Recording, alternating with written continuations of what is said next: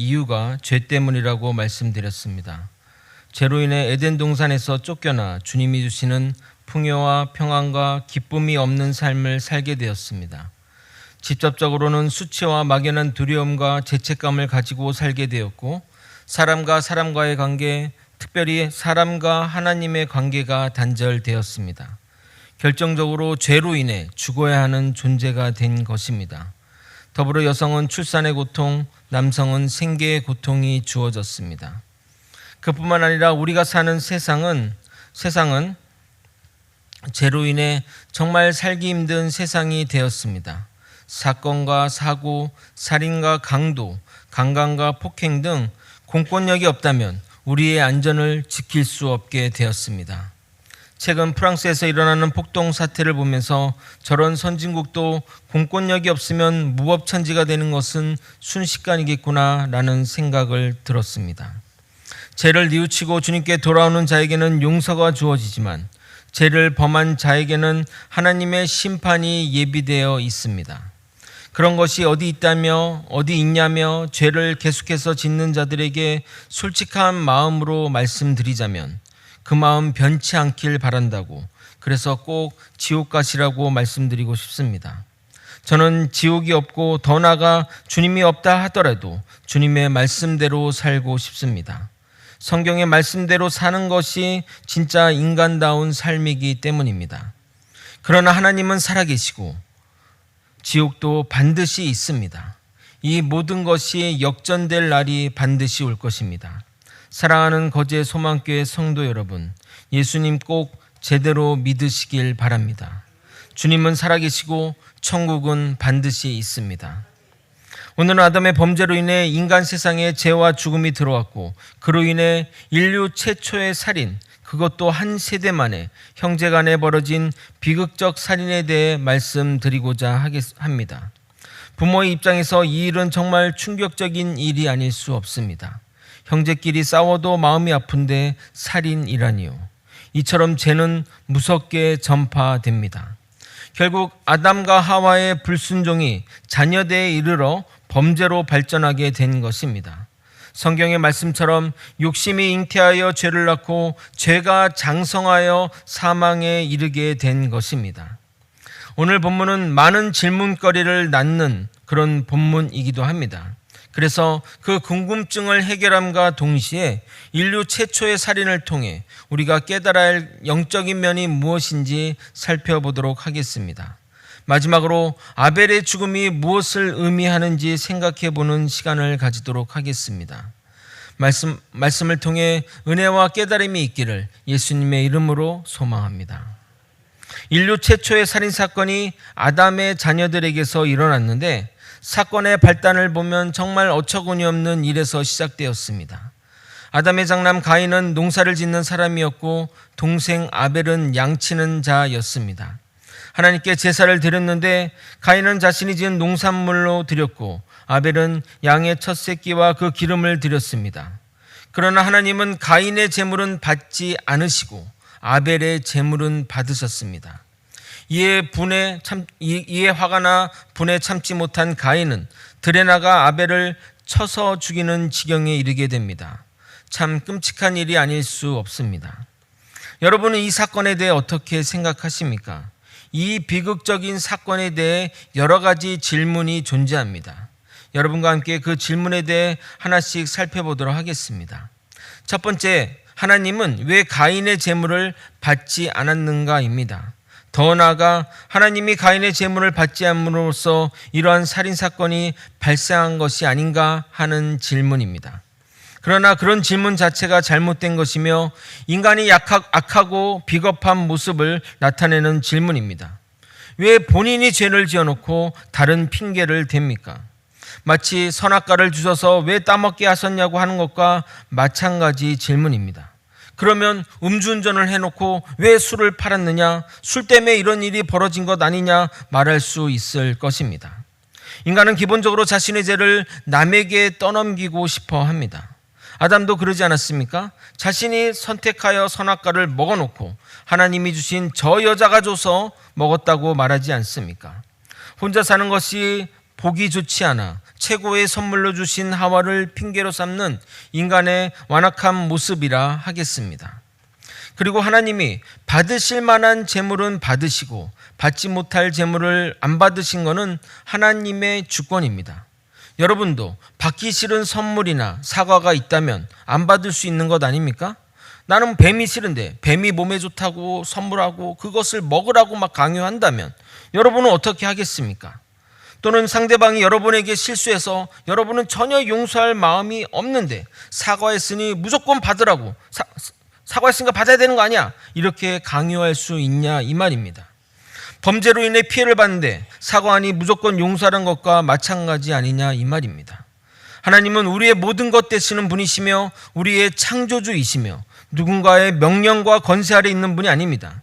그런 하나님이 받기 싫다고 안 받는다는 건 전혀 문제될 것이 없는 것입니다.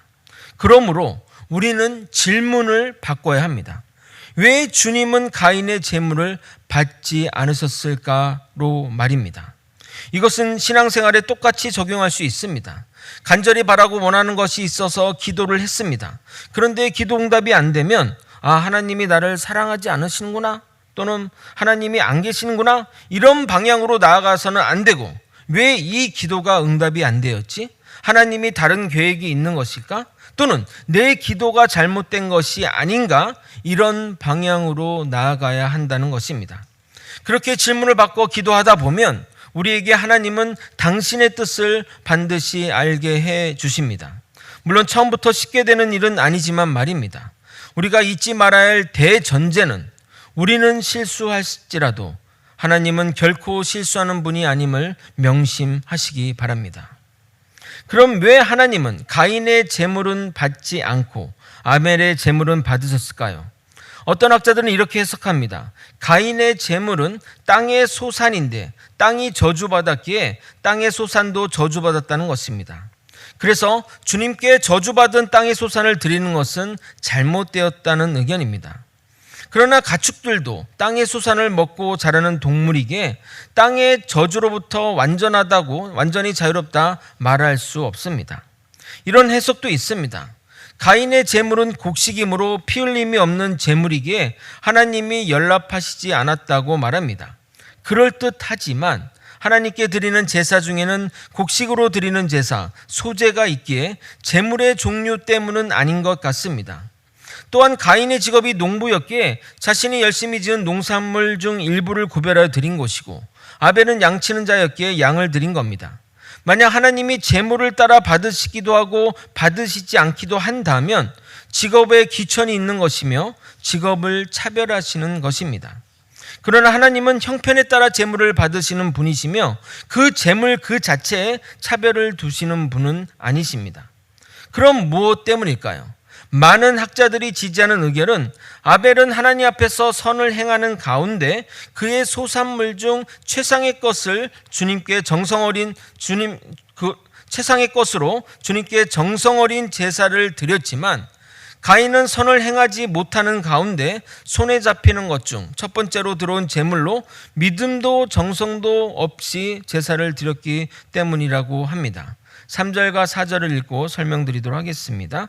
3절 4절입니다. 세월이 지난 후에 가인은 땅의 소산으로 제물을 삼아 여호와께 드렸고, 아벨은 자기도 양의 첫 새끼와 그 기름으로 드렸더니 여호와께서 아벨과 그의 제물을 받으셨으나, 가인의 제물은 땅의 소산으로 제물을 삼았다고 간단하게 말하고 있으나 아벨의 제물은 길고 좀 다르게 표현하고 있습니다. 아벨은 양의 첫 새끼와 그 기름을 드렸다고 말합니다. 모든 것의 첫 새끼는 의미가 참 남다릅니다. 가정에서 자녀가 처음 태어나면 얼마나 호들갑을 떠는지 모르겠습니다. 저도 첫애 때 아내가 하라는 대로 했습니다. 태교한다고 아내 배에다가 책을 읽어주고 노래도 막 불러주고 아기 태명도 지으면서 막 이렇게 했던 것 같습니다. 순호 형제 그렇게 하고 있죠? 뱃속에다 얘기하고 있죠. 예. 아내는 아내 나름대로 아이 몸에 안 좋다고 하는 음식은 입에도 대지 않았습니다. 그런데 둘째 때는 태교한 기억이 없고 아내도 먹고 싶은 건 마음대로 먹었습니다. 셋째 때는 뱃속 아기를 위해 뭘 했는지 아무 기억이 없습니다. 그러므로 아벨이 양의 첫 새끼를 드린다는 것은 최고의 것을 바친다는 의미입니다. 거기다 한글 번역은 양의 첫 새끼와 기름으로 드렸다고 쓰여 있지만 정확한 번역은 양의 첫 새끼를 잡아 그 중에서 제일 살찌고 좋은 부위를 드렸다는 것이 바른 번역입니다. 치킨으로 따지면 닭다리를 드렸다는 것이고 소로 따지면 꽃등심을 드렸다는 말입니다. 그런데 이렇게 해석하게 되면 하나님께 드릴 때는 최선의 것을 드려야 하는구나, 하나님은 이런 최고의 것만 받으시는구나 생각할 수 있습니다. 그러나 천지를 지으신 하나님이 그깟 소나 곡식에 좋은 것이 무슨 의미가 있냐 이 말입니다. 하나님이 미식가라서 좋은 음식만 찾아 먹습니까? 무속신앙처럼 제사 때 내려와 드시고 가십니까? 제사 중 제물의 일부만 태우고 대부분 인간이 먹습니다. 하나님이 취하는 것은 하나도 없습니다. 여러분, 헌금도 마찬가지입니다. 하나님이 주일을 마치고 천사들을 보내 교회마다 수금하러 다니십니까?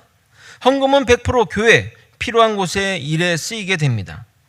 하나님은 제물이 아닌 바치는 사람의 마음을 받으시는 겁니다.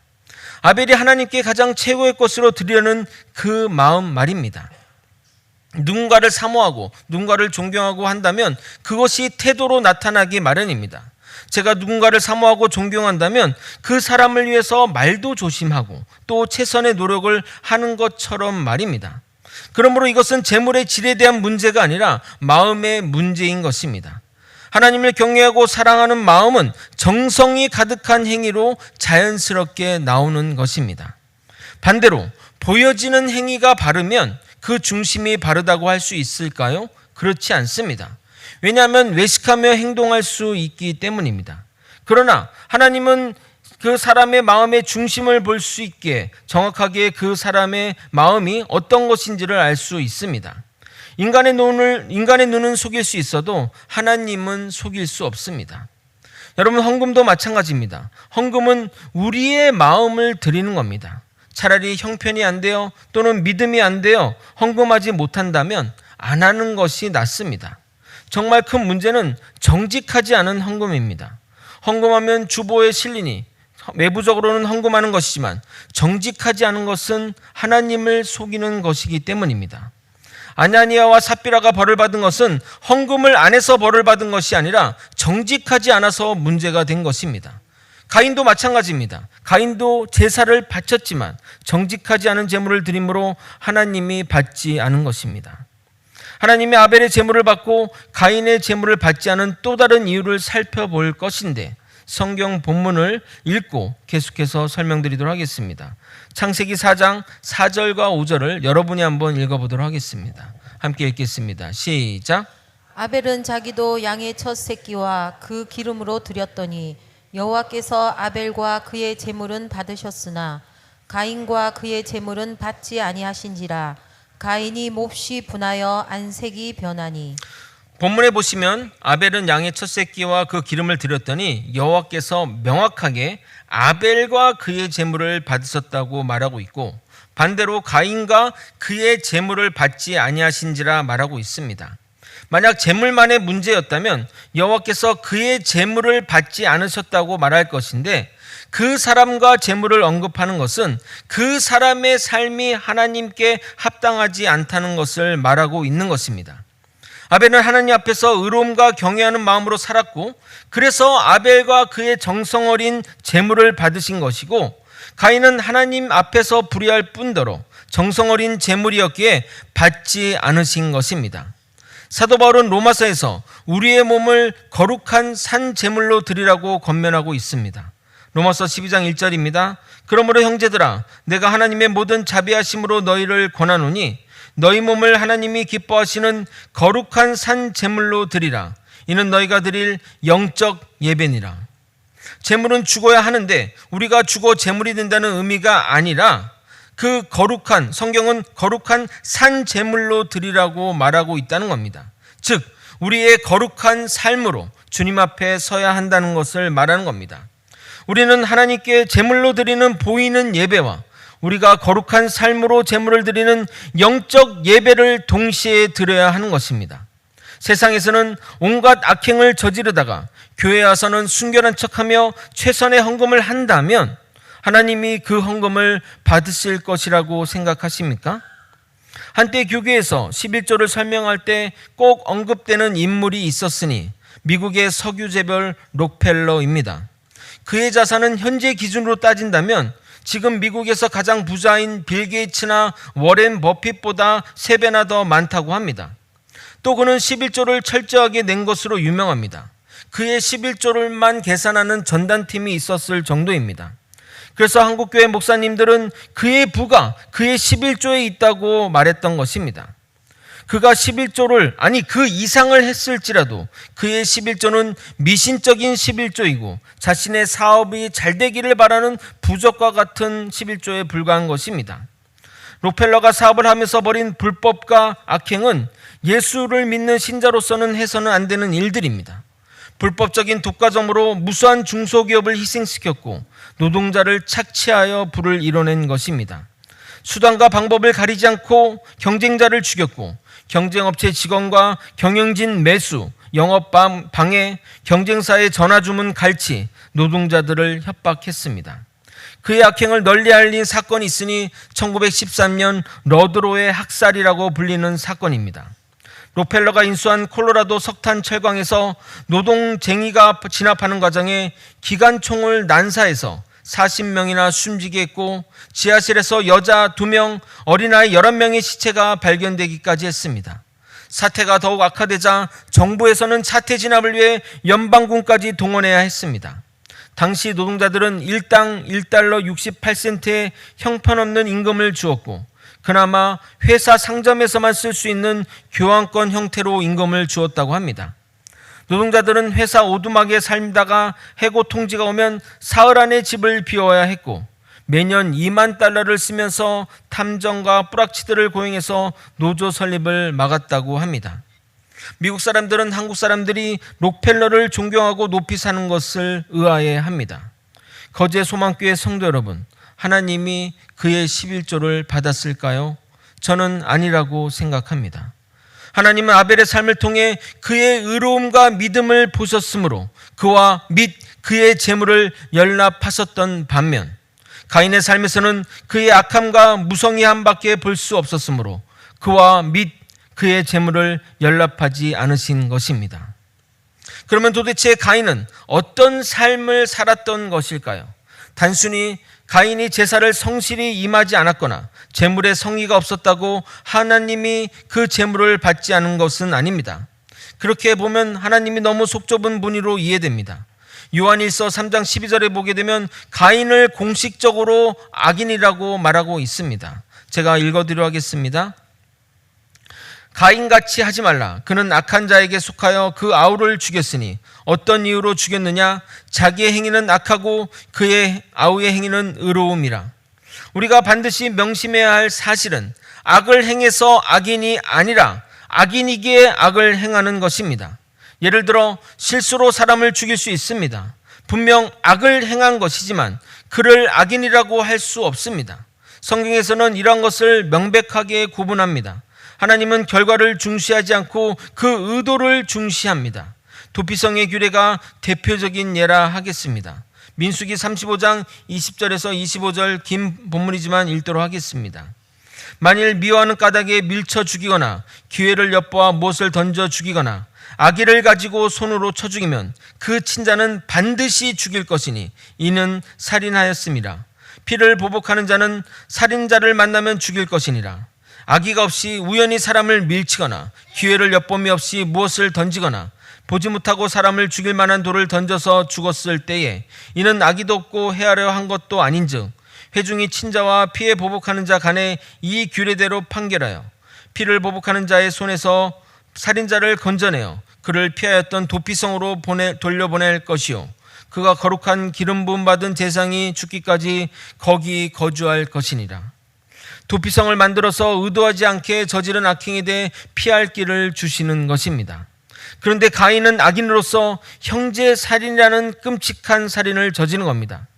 그런데 성경에서 악하다는 것은 단순히 범죄를 저질렀다는 것을 의미하는 것이 아닙니다. 악의 원인은 하나님을 대적하고 싶은 마음에서 비롯된 것입니다. 살인은 하나님이 금한 일입니다. 그러므로 하나님을 대적하고자 살인한 것이며 심판이 두렵지 않게 그런 일을 행한 것입니다. 그는 하나님을 아는 자이고 하나님이 그에게 직접 나타나 말씀까지 한 사이였습니다. 그럼에도 그런 살인을 저지른 것입니다.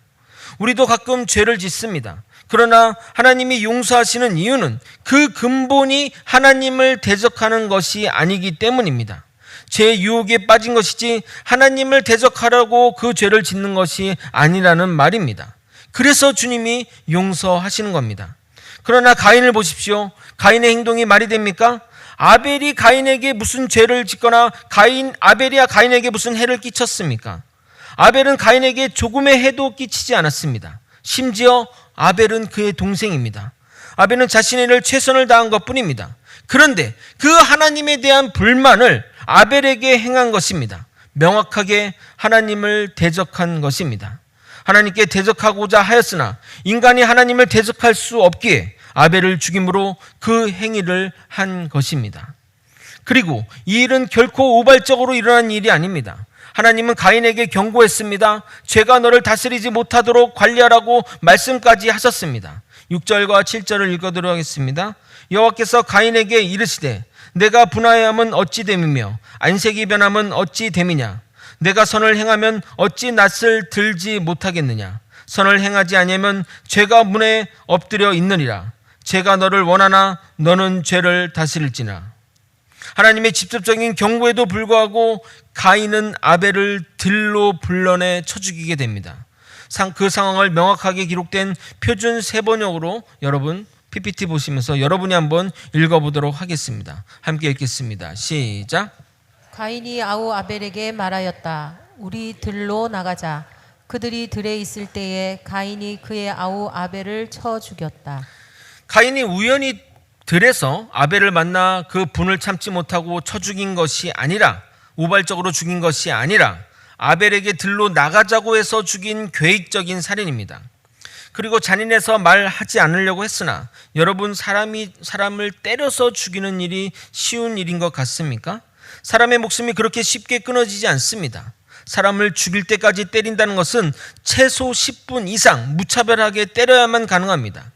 최근 부산 돌려차기 남자 영상을 보셨는지 모르지만 보기만 해도 충격적이지 않습니까? 그 일이 형제 간 사이에서 일어나는 것입니다. 그것도 동생이 죽을 때까지 말입니다. 가인처럼 인간은 하나님을 멀리함으로 죄는 인간 세상에서 평범하고 보편적인 것이 되어 버렸습니다. 이 죄성이 하나님의 창조하신 인간 본래의 완전성을 너무 쉽게 파괴해 버리는 것을 우리는 주의해서 보아야 합니다. 또한 이 가인의 살인은 죄의 영역이 그 얼마나 뿌리 깊은 것이며 그 결과가 얼마나 추악하고 광포한 것인지를 보여주고 있습니다. 선악과 범죄 이후로 죄의 소원이 늘 우리 안에 있게 되었기에 인간은 죄를 다스리기에 늘 깨어 있어야 하는 것입니다. 그러므로 인간은 죄를 지어서 죄인이 아니라 신분 자체가 죄인이라는 사실에 더 이상 변명할 수 없습니다. 이제 아벨의 입장에서 생각해 보겠습니다. 아벨에 대해서는 히브리서에 자세히 기록되어 있습니다. 아벨은 의로운 제사를 드림으로 아벨과 아벨의 제물을 하나님이 받았지만 죽었습니다. 그럼 우리 마음속에 이런 생각을 할 수 있습니다. 그것이 의로웠지만 죽었는데 무슨 의미가 있는가 하는 생각을 가질 수 있습니다. 그러나 하나님은 그렇게 보지 않았습니다. 그는 죽었지만 믿음은 여전히 살아서 말하고 있다는 것입니다. 히브리서 11장 4절을 읽어드리도록 하겠습니다. 믿음으로 아벨은 가인보다 더 나은 제사를 하나님께 드림으로 의로운 자라 하시는 증거를 얻었으니 하나님이 그 예물에 대하여 증거하심이라. 저가 죽었으나 그 믿음으로써 오히려 말하느니라. 원문의 의미를 따라 위 본문을 해석하게 되면 믿음을 통하여 그는 죽었지만 아직도 그 믿음이 말하고 있는 중이다라고 해야 합니다. 아벨은 죽었어도 그 믿음의 의는 죽지 않았습니다. 가인은 아벨을 죽이는 데 성공했지만 그의 믿음의 의까지 죽일 수는 없었습니다. 그러므로 아벨은 믿음을 통해서 아직도 말하고 있는 것입니다. 이 아벨을 히브리 저자가 믿음의 용사 중에 제일 먼저 인용한 것은 그리스도인들을 고문하고 죽일 수는 있어도 그들의 믿음이 지닌 효력을 말살하지 못한다는 것을 제시하기 위해서 보여준 것입니다. 히브리서를 쓸 당시 성도들은 모진 탄압과 핍박으로 인해 배교와 순교의 갈림길에 고민하던 시기였습니다. 그래서 히브리서 저자는 이 서신서를 쓰면서 아벨의 죽음을 강조하는 것입니다. 히브리서에 기록된 믿음의 용사 중 아벨이 유일하게 죽었다고 표현되어 있습니다. 그러나 아벨의 죽음은 단순한 죽음이 아닙니다. 물론 그는 그의 후손도 남기지 못한 채 그가 가진 신앙 때문에 죽어야 했습니다. 그가 하나님께 믿음으로 가인보다 더 나은 제사를 드린 결과 하나님으로부터 의로운 자라는 칭호를 받은 것이 그의 죽음을 불러왔던 것입니다. 즉 아벨은 하나님이 인정하시는 그 신앙 때문에 악한 자에 의해 결국 순교를 당한 것입니다. 이렇게 믿음으로 순교한 아벨의 최후에 대해 히브리서 저자는 그가 죽었다는 특별한 진술을 한 것입니다. 그러나 그의 죽음은 결코 허망한 것이 아닙니다. 아벨의 믿음은 당시 신앙적으로 흔들리고 있는 사람들이 본받아야 할 표본이었습니다. 그는 인류 최초의 순교자인 것입니다. 죽었으나 그 믿음으로써 오히려 말하느니라. 그 표현에 대해 종교개혁자 루터는 이렇게 말합니다. 살아생전에는 형조차 가르칠 수 없었던 아벨이 죽음 이후로는 자신의 믿음과 모범으로 온 세계, 온 민족을 가르치고 있다라고 말입니다. 그의 죽음이 우리에게 말하고 있습니다. 하나님께 진실된 마음으로 정직한 마음으로 나아갈 때 하나님은 그 자를 기뻐 받으시고 그의 죽음까지도 연락하신다고 말입니다. 우리도 죽음을 뛰어넘는 주님을 향한 신실함으로 주님이 기뻐 받으시는 사람이 되길 예수님의 이름으로 축원드립니다. 말씀을 정리하겠습니다. 아벨은 그의 믿음과 믿음의 제사를 정성껏 하나님께 드렸고 하나님은 그와 그의 제사를 받으셨습니다. 우리가 하나님께 나아갈 때는 우리의 삶의 모습도 정결해야 되고 정직해야 되고 의로워야 합니다. 주님은 우리의 삶을 제물로 받으시기 때문입니다. 우리의 거룩한 삶의 모습이 주님이 기뻐 받으시는 예배가 되는 것입니다. 아벨은 그렇게 하나님께 예배를 드렸고 가인은 그렇지 못했던 것입니다. 그러니 아벨은 형의 질투를 받아 죽게 되는 어처구니 없는 일이 발생했지만 그의 죽음은 결코 헛된 것이 아닙니다. 그는 죽었지만 그의 믿음은 여전히 살아서 우리에게 증거하고 있는 것입니다. 아벨의 믿음은 순교의 위험과 고난을 겪는 기독교 유대인들이 본받아야 할 믿음의 모습입니다. 우리가 신앙 때문에 죽임을 당할지언정 우리의 정신은 무너뜨릴 수 없습니다. 마찬가지로 로마 유대인들은 예수님을 죽였지만 그의 정신과 그의 사명을 완전히 죽이지 못했습니다. 그래서 예수님의 죽음이 우리에게 아직도 의미가 있는 것입니다. 우리도 죽어도 주를 위해 죽고 살아도 주를 위해 살아간다면 아무도 우리를 진정으로 죽일 수 없을 것입니다. 주님 앞에 거룩하고 정직하게 살면 어떤 위험과 고난과 탄압에도 변질되지 않고 살아가는 저와 여러분이 되시길 예수님의 이름으로 소망합니다. 함께 찬양하고 기도의 자리로 나갔으면 좋겠습니다. 주께 가까이 나가기 소망합니다. 주께 가까이 나를 이끄소서. 간절히 주님만을 원합니다. 채워주소서. 주의 사랑은 진정한 찬양들. 다시 한번 주께 가까이, 주께 가까이 나를 이끄소서. 간절히 주님만을 원합니다. 채워주소서. 주의 사랑은 진정한 찬양 드릴 수 있도록. 목마른 나의 영혼, 목마른 나의 영혼, 주를 부르니 만져 주소서. 주님만을 원합니다. 더 원합니다. 나의 마음 만져. 처음부터 다시 한번 찬양하도록 하겠습니다. 주께 가까이, 주께 가까이 날 이끄소서. 간절히 주님만을 원합니다.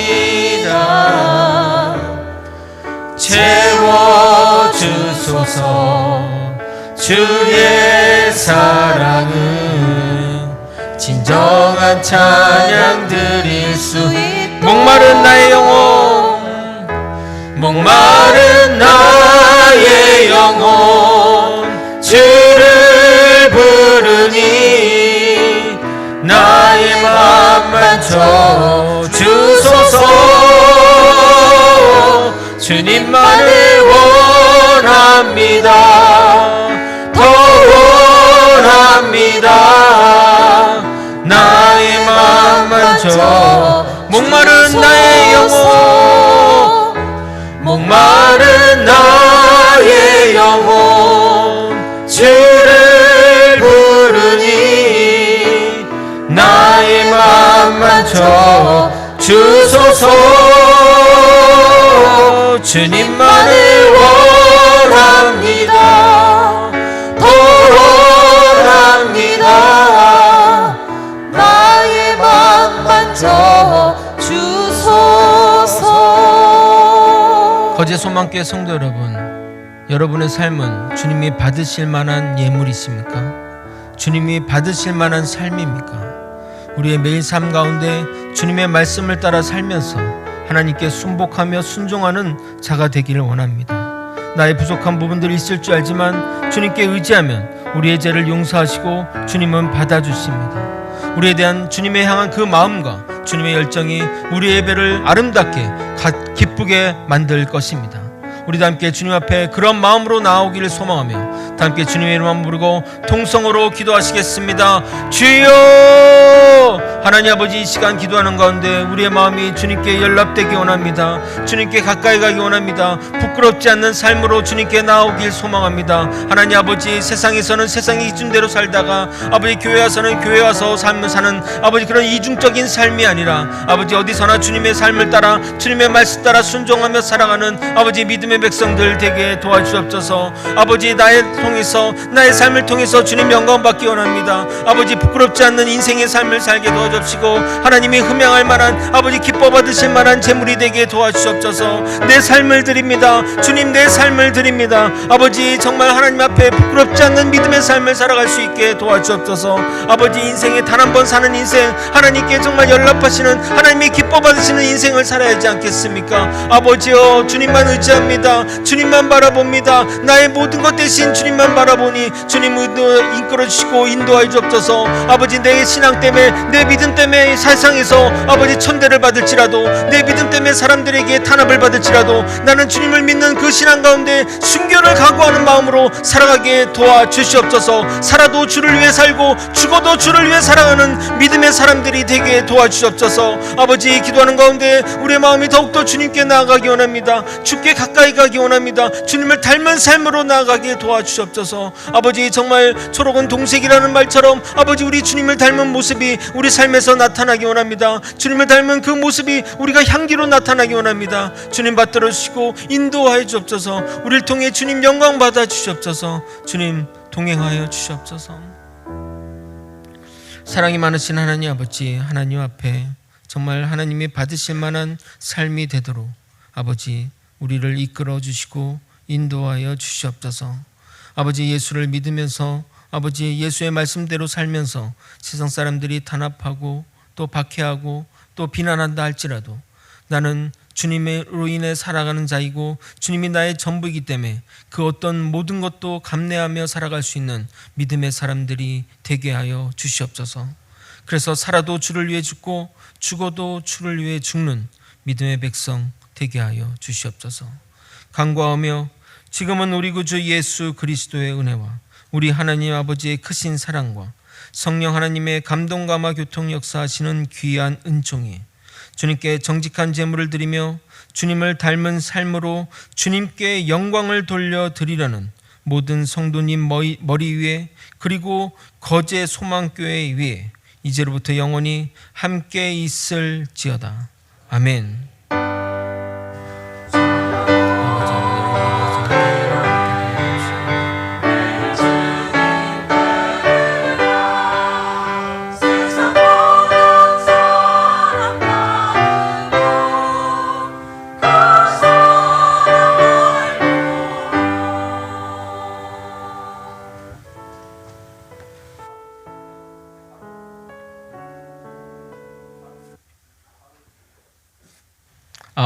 바로 재직해 하도록